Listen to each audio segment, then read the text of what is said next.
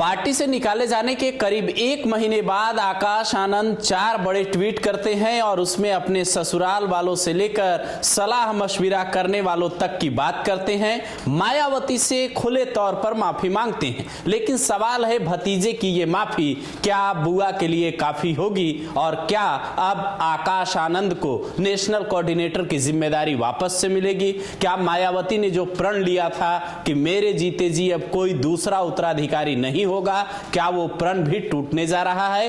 क्योंकि आकाश आनंद ने एक के बाद एक ट्वीट में जो लिखा है उसे सुनकर आपको भी लगेगा कि आकाश आनंद को देर से ही सही पर अकल तो आ चुकी है। जो मायावती को लग रहा था कि वो अभी राजनीतिक तौर पे परिपक्व नहीं है, वो बात आकाश आनंद ने अपने ट्वीट में लिखी है। एक एक कर जरा चारों ट्वीट देखिए। सबसे पहले ट्वीट में आकाश आनंद ये लिखते हैं कि बीएसपी की राष्ट्रीय अध्यक्ष, यूपी की 4 बार मुख्यमंत्री और लोकसभा और राज्यसभा की कई बार सांसद रही आदरणीय बहन कुमारी मायावती जी को मैं अपना दिल से एकमात्र राजनीतिक गुरु और आदर्श मानता हूं। आज मैं ये प्रण लेता हूं कि बहुजन समाज पार्टी के हित के लिए मैं अपने रिश्ते नातों और खासकर अपने ससुराल वालों को कतई भी बाधा नहीं बनने दूंगा।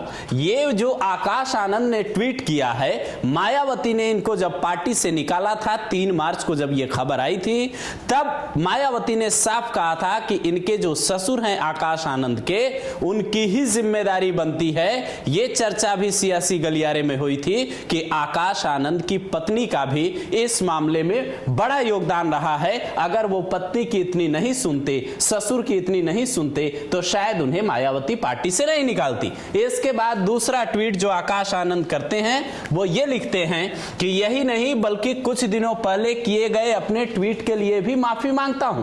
दरअसल पार्टी से निकाले जाने के बाद इन्होंने एक लंबा चौड़ा ट्वीट किया था और उसमें कुछ ऐसी बातें थी जो मायावती को अच्छी नहीं लगी, बुरी लग गई और उसके बाद इन पे एक्शन होने लगा।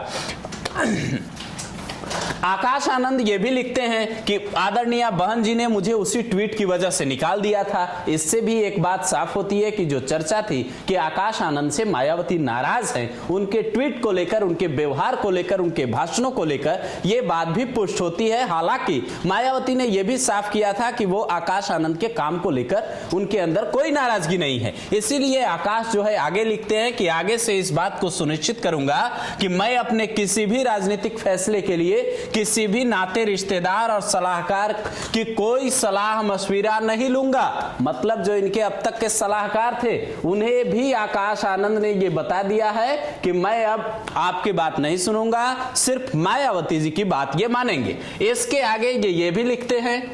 इसके अलावा तीसरे ट्वीट में आकाश आनंद ये लिखते हैं कि सिर्फ आदरणीय बहन जी के दिए गए दिशा निर्देशों का ही पालन करूंगा। पार्टी में अपने से बड़ों और पुराने लोगों की भी पूरी इज्जत करूंगा, उनके अनुभवों से काफी कुछ सीखूंगा। इस बात से आप समझ सकते हैं कि आकाश आनंद जो है वो पुराने लोगों के साथ समन्वय बनाकर नहीं चल रहे थे और इस बात की नाराजगी भी मायावती के अंदर थी जी। इसके अलावा चौथा जो ट्वीट इन्होंने लिखा है वो और खास है। आकाश आनंद चौथे ट्वीट में ये लिखते हैं कि आदरणीय बहन जी से अपील है कि वे मेरी सभी गलतियों को माफ करके मुझे पार्टी में काम करने का पुनः मौका दे। ये आकाश आनंद की एक तरीके की गुहार है। वो ये भी लिखते हैं कि इसके लिए मैं उनका आभारी रहूंगा। साथ ही वो ये भी लिखते हैं कि आगे ऐसी कोई गलती नहीं करूंगा जिससे आत्मसम्मान और स्वाभिमान को ठेस पहुंचे। ये आकाश आनंद के 4 ट्वीट ये बताते हैं कि उन्होंने अपनी तरफ से माफी मांग ली है। अब मायावती इस पे क्या फैसला लेती है, उन्हें क्या फैसला लेना चाहिए, आप कमेंट करके अपनी राय जरूर दें।